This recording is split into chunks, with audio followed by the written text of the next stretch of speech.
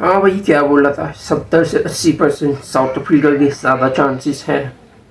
अगर बॉलिंग भी करेगा और अगर बैटिंग करेगा तो तब भी चांसेस हैं अच्छे खासे, क्योंकि स्किल्स का मैंने आपको फ़र्क बता दिया था वादे करते हुए, और कंडीशन भी ये बता दिया था कि जो पहली बैटिंग करेगा उसके लिए सूटेबल होगी। पहले दूसरे दिन बैटिंग को ज़्यादा चांसेस देगी, उसके बाद फिर तीसरे दिन पहले दिन स्विंग हो रही होती है, सही है, उस फिर आपको थोड़ा सा मुश्किल दे सकती है, लेकिन इतना दिया नहीं। और दूसरे और तीसरे दिन बैटिंग चांस कन्वे पिच होती है, तो जिसके सबब रन्स बन सकते थे, वैसे ही हुआ।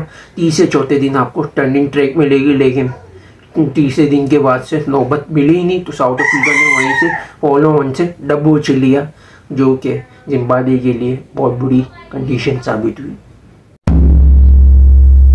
तो अस्सलाम वालेकुम, कैसे हैं आप लोग? ठीक है, उम्मीद करता हूँ खैरियत से होंगे। और व्यान मुल्डर को सबसे बड़ी मुबारकबाद भाई कि जे वदना, मैथ्यू हेडन, और आपका सबसे बड़ी बात जो ब्रेन लारा है उसका रिकॉर्ड तोड़ने से कबल डिक्लेयर कर दिया।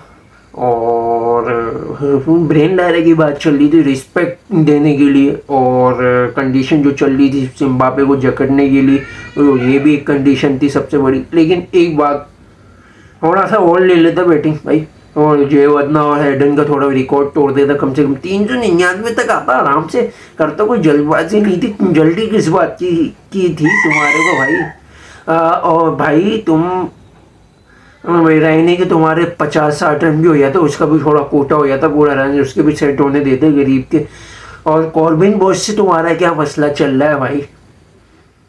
सावर से मारे ना तो तुम उसको ऊपर हिला रहे हो, सही है ना, उसको नीचे बैटिंग आने दे रहे हो, कोशिश में लगे हो तुम्हारे रन्स पूरे हो जाए, तुम्हारी बॉलिंग हो जाए पूरी, सही है, आगे जाके कॉर्बिन बॉस की जगह पक्की ना बने, मेरा कोटा पूरा हो जाए। तुम भाई पूरी चालाकी कर रहे हो, बहुत बहुत सही जा रहे हो, सही जा रहे हो तुम। अब भाई बैटिंग ली साउथ अफ्रीका ने, जैसा कि कंडीशन का मैंने आपको बताया था। और जॉर्जी आया सियोकवानी के साथ, जॉर्जी आते के साथ ही थोड़ी दो चौके लगाया, धुएंधार इनिंग खेलने की स्टार्ट कोशिश की, लेकिन भाई साहब फिर उसको शिवांगा, जो चौथी बार यानी कंटेंडर बना, शिवांगा किसका आदमी है भाई, इसी ने ठोक दिया, लपेट दिया। फिर सिनोकवानी की विकेट गिर गई, मसाका जो उसको खाई, बैडिंगम आया, यानी 24 पे 2 गिर चुकी थी, थोड़ा प्रेशर बनना चाहिए था, लेकिन ऐसा हुआ नहीं, गलत उल्टा साबित हुआ, क्योंकि बैडिंगम खड़ा हुआ रन बनाने लगा। मुल्डर भी भाई चार्ज करना शुरू हो गया। मुल्डर तो भाई ऐसा हुआ होता, उसके तो एज वेज कुछ निकल ही नहीं रहे थे, ईजिली बन के खेल रहा था, काम बिल्कुल ठंडे दिमाग से। आपका तकरीबन 184 की पार्टनरशिप बनी, जिसमें से 82 रन बेडिंगम के आया, 98 रन आपके मुल्डर के आया, और सेंचुरी तो इसकी हो चुकी थी पहले। तो भाई ये जैसे ही बेडिंगम विकेट देके गया, लिवाइना प्रिटोरियस आया, फिर भाई साहब इसने भी जो बच्ची कुछ कसर थी इसने पूरी कर दी, मिल गए। और जिस तरीके से जो मार धार, जिस तरीके से कसाई बना हुआ था, बिल्कुल ही पागल हो गया था ये तो। बोला भाई मैं भी बहती गंगा में अपना हाथ पूरे धोऊंगा भाई। इसने भी आगे जिस तरीके से उधम मचाया ना, उधम पागल कर दिया। 217 की पार्टनरशिप, जिसमें से 78 रन इसके और 123 या 30 रन के आसपास मुल्डर गया है। 250 जब तक हो चुके थे, और जब तक विकेट देके गया 425 पे, जब नई बॉल आई दूसरी, जैसे ब्रेविस आया, ब्रेविस ने विकेट होल्ड की, मुल्डर तो आराम से भाई अपने मजे में चिल हो गए खेल रहा था भाई, चिल बाबा चिल। फिर 88 ओवर में डे स्टंप हुआ, जो कि आपके उस टाइम पे रन थे 468 या बल्कि 450 के आसपास थे रन। 2 ओवर और करवा लेते भाई, शाम का समय था, क्या हुआ था, थोड़ा सा बेनिफिट मिल जाता जिम्बाब्वे को, थोड़ा सा तो गरीब होगा, थोड़ा ख्याल करो यार, एक विकेट मिल जाती, थोड़ा गरीब खुश हो जाते, हमारा क्या चले जाता। फिर जिम्बाब्वे की बैटिंग स्टार्ट हुई, तानों को आते के साथ पहली बॉल पे कोडी यूसुफ खा गया, फिर उससे अगले पल में अगले ओवर में कॉर्बिन बॉश ने मेयर को खा गया, फिर वेल्च आया, वेल्च और माधुवेरी को ऊपर भेज दिया, यानी सेन विलियम को भेजना चाहिए था भाई। ये दोनों थोड़ा रन्स बना ही रहे थे, वेल्च आउट हो गया, फिर इरवान आया, इरवान के साथ थोड़ी पार्टनरशिप बनी रही थी कि भाई आपका, फिर माधवेरी आउट हो गया, फिर तीसरा आया जिसको ऊपर भेज दिया सेन विलियमसन से, मैं हैरान हूँ। फिर आपका तीसरा, फिर इरवान तो आउट हो गया था, फिर तीसरा विकेट दे गया, 82 पे 6 आउट। विलियम फिर अकेला अपने फिर धूम मस्ती में, लेकिन फिर उसके बाद आपका मसाकाजा गया, फिर मट्टी गीमू, फिर उसके बाद मुजरबानी भी चिवांगा, यानी भी 83 पे नॉट आउट ही आया सेन विलियम। फिर दूसरी इनिंग फिर फॉलो ऑन पे दी तो मेयर की भी विकेट गिर गई कॉर्बिन बॉश की बॉल पे, और तकरीबन 31 पे। उसके बाद फिर आपका विषय निक वेल्च आया, डेस्ट कम्प हुआ। इस वेल्च ने स्टार्टिंग अच्छी दी, काइटानो ने इस पिछले दिन के एंड में अच्छा खेल लिया था, लेकिन आगाज में हक दिया, मुट्ठू सामी की बॉल पे कैच दे दिया। ब्रेविस को अजीबो गरीब, बिल्कुल आगे डिस्कस करते हैं इन पे हाल हफ्सियों पे। फिर आपका सेन विलियम थोड़े रन बना ही रहे थे, सेन विलियमसन पे विकेट, विलियम आउट हो गया, जो कि एक ही बैट्समैन इनके पास था प्रॉपर खेलने वाला, ये भी अब नहीं चला। फिर इरवान आया, इरवान के साथ 50 की पार्टनरशिप बनी वेल्स की, वेल्स स्लो खेल रहा था, इरवान ने थोड़े रन कन्वे किए, फिर उसके बाद भी इसके मुत्थु सामी की बॉल पे वेल्स ने भी कैच दे दिया अजीबो गरीब। फिर उसके बाद आपका फिर माधवेरी आया, माधवेरी की भी कोडी ने LBW बना दिया भाई। फिर उसके बाद आपका फिर तीसरा आया, तीसरी ने अजीबो गरीब ऐसे ही क्या समझ से हुआ है। फिर इसके बाद मट्टी गीमू आया, अजीबो गरीब ना मसाकाजा आया था पहले, इरवान ने थोड़े रन से बनाए थे मसाकाजा के साथ मिलके, लेकिन इरवान भी आउट हो गया। फिर उसके बाद फिर मट्टी गीमू, फिर मुजरबानी भी, शिवांगा ने भी धुलाई लगा, इसी को ऊपर भेज दिया करो भाई। हाँ हिटिंग तो यही कर रहा था, ये भी विकेट दे गया मसाकाजा, अब यही नॉट आउट है। अब माई मैन चेस, एक तो अजीबो गरीब नाम है इनके, जवान शेख काइटानो, अजीबो गरीब नाम, एक तो नाम लेने में मुश्किल, इजीली माधवेरे हैं, अजीबो गरीब नाम। फिर तफाद जवा किसी का, ये बदन कैसे वैसे नाम है। कुंडाई मट्टी गीमू, ये कोई नाम है। फिर चिवो शिवांगा, अबे ये किसका आदमी है, टानाका शिवांगा। अबे भाई साउथ अफ्रीका तो अपनी स्किल्स वाइज पे डोमिनेट कर गया।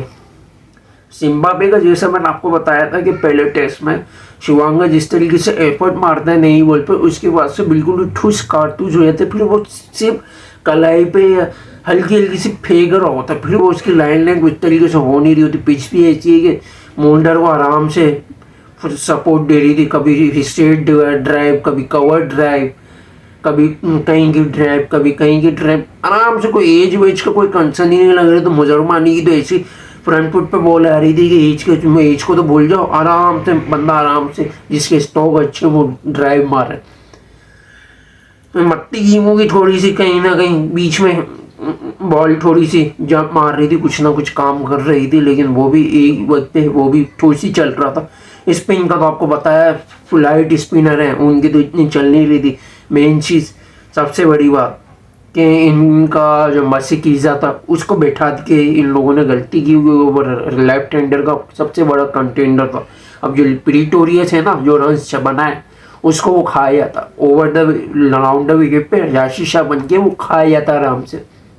उसका पेस भी अच्छा है, लेफ्ट हैंडर के आई है, राइट हैंडर को भी कहीं ना कहीं पकड़ लेता। गलती ये की, और आपका एक तो बैट्समैनों को समझ नहीं आता, तो इनके जो ब्लैक हैं यानी काले हबशी सीरियस ही नहीं खेल रहे बिल्कुल। ऐसा लग रहा है पता नहीं किसी ने, अम्मा ने कोई घर पे कोई दाल रोटी का जो खिलाने का जो था वो खिला के नहीं भेजा कि भाई यहाँ तू भूखा मर, ऐसे कुत्ते की तरह चप्पल मार के भेजा हो। ऐसा खेल रहे थे ये लोग, बिल्कुल ही सीरियस नहीं। पर थोड़ा सा अच्छा खेलते हैं, अचानक से इन लोगों क्या हो जाता है, अजीबो गरीब पे शॉट खेल के ट्राई देकर कैच दे देते हैं, जिसमें डीएन में मेयर की, काइटानो की, फिर आपका टीसी का, माधवेरी, अजीबो गरीब शॉट्स खेल रहे थे। और भाई और जिम्बाब्वे का देखो बहुत बुरा हाल हो गया। मैं ये बोलता हूँ इनकी बोर्ड को थोड़ा सपोर्ट दो, क्योंकि देखो ये अफगानिस्तान को जिस तरीके से सपोर्ट मिल रहा है ना, उस तरीके से जिम्बाब्वे को सपोर्ट मिलना चाहिए। क्यों? देखो समझ आती है अफगानिस्तान ने एक टाइम पे स्ट्रगल करके अपना आपको प्रॉपर पक्का बना लिया, स्किल्स वाइज वो बेहतर है, सही है। टेस्ट में थोड़ी सी इनको जरूरत है, लेकिन भाई अभी 9 की जो टेस्ट चैंपियनशिप चल रही है प्लेयर टीम की, उसमें 10वां कम से कम जिम्बाब्वे को रखो। क्यों? जिम्बाब्वे का बोल रहा हूँ यार, आईसीसी से यही डिमांड कर रहा हूँ, जिम्बाब्वे को किसी तरीके से डाल लो। इनका फायदा ये हो जाएगा, होम में जो टीमें आएंगी, एक तो थोड़े से पैसे आएंगे, रेवेन्यू जनरेट होगा, थोड़ा सा बोर्ड के लिए थोड़ी स्टेबिलिटी आएगी, कम से कम थोड़ा सा स्पॉन्सरशिप आने शुरू हो जाएगी, थोड़ा सा स्पॉन्सर आएगा इनको मिलेगा, कम से कम ये होगा कि प्लेयर्स के बाद थोड़े पैसा आ रहे होंगे तो अपने स्किल्स के ऊपर वर्क तो कर रहे होंगे।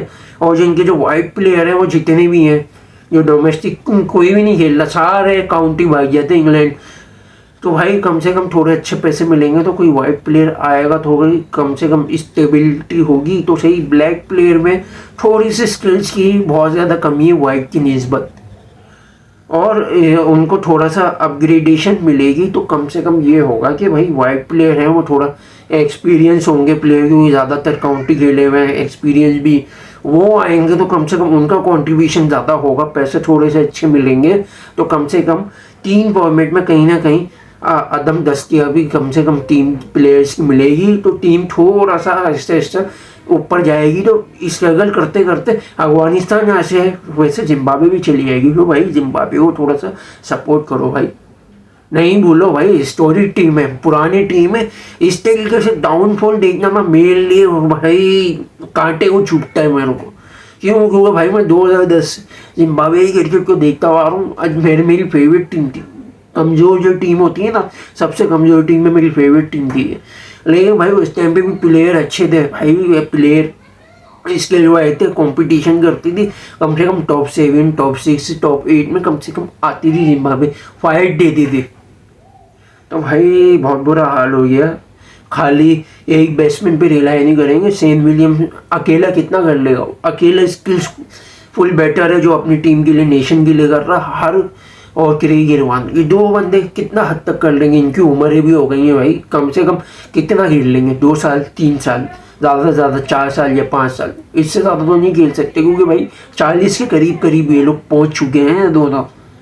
तो भाई इनको भी थोड़ा सा वो दो कंट्रीब्यूशन, थोड़े से अच्छे पैसा दो इनको, ताकि ये भी टीम के ऊपर वर्क करें। भाई एबिलिटी है इन लोगों के अंदर संभालने की। आगे फ्यूचर में कम से कम अगर कोचिंग में जाएंगे तो कम से कम अपनी टीम को तो ये लोग कुछ अपग्रेडेशन करेंगे। ये इनके जो इंटरनेशनल जो खेल चुके हैं जैसे एंडी फ्लावर, ग्रेम फ्लावर, उनको तो कोई फ़र्क नहीं पड़ता टीम जाए बाहर में, वो अपना पैसा बनाने में लगे हैं भाई। बाकी जितने भी इनके जो फॉर्मल लेजेंड, किसी को कोई सरोकार नहीं, बोर्ड किस हालत में जा रही है, टीम किस खसारे में जा रही है, वो सब अपनी जेब भरने में लगे हुए। तो भाई थोड़ा सा उनको भी चाहिए कि वो इतना पैसा है, थोड़ा सा अपने भी तरफ से भी थोड़ा कंट्रीब्यूशन डालें। जिनके पास पैसे नहीं है, गरीब प्लेयर, उनको भी थोड़ा सा कुछ कंट्रीब्यूशन करें। तो ये भी बाय एज ए नेशन आपकी ये एक जो कुर्बानी होती है ना, देखी जाएगी कि भाई हाँ नेशन को थोड़ा सपोर्ट दिया। तो थोड़ा सा तो भाई सीरियस हो, सब अपने अपने में लगे हुए हैं।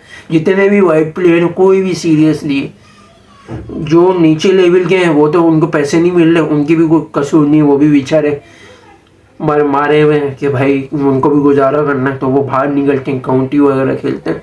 उनका तो चलो समझ में आता है। जितने इनके जो लेजेंड्स हैं उनको तो जिम्मेदारी लेनी चाहिए भाई। इतना पैसा आपने वक्त में बनाया है, छापा है भाई, इनाम से कमाया है, कुछ तो दो। तो ये भी भाई सबसे बड़ी मायने रखती। तो ये एक सबसे बड़ी चीज़ थी। और मुल्डर को मुबारकबाद भाई, साउथ अफ्रीका सीरीज जीत चुका है। वर्ल्ड टेस्ट चैंपियनशिप तो था नहीं, लेकिन फिर भी। और अब साउथ अफ्रीका जिम्बाब्वे से T20 सीरीज़ खेलेगा, ट्रायल सीरीज़, जिसमें न्यूजीलैंड भी आएगी। तो उस आपका तकरीबन 14 से 13 तारीख को स्टार्ट हो रहा था, उसका भी इंशाल्लाह हम आपको प्रीव्यूज़ वगैरह रखेंगे। तो यही थी आज की वीडियो। लाइक और शेयर और सब्सक्राइब जरूर करिएगा, और बेल आइकन को जरूर क्लिक कीजिएगा, भूलिएगा मत। यही तो जुड़े रहिएगा। Thanks to watching video. अल्लाह हाफिज़।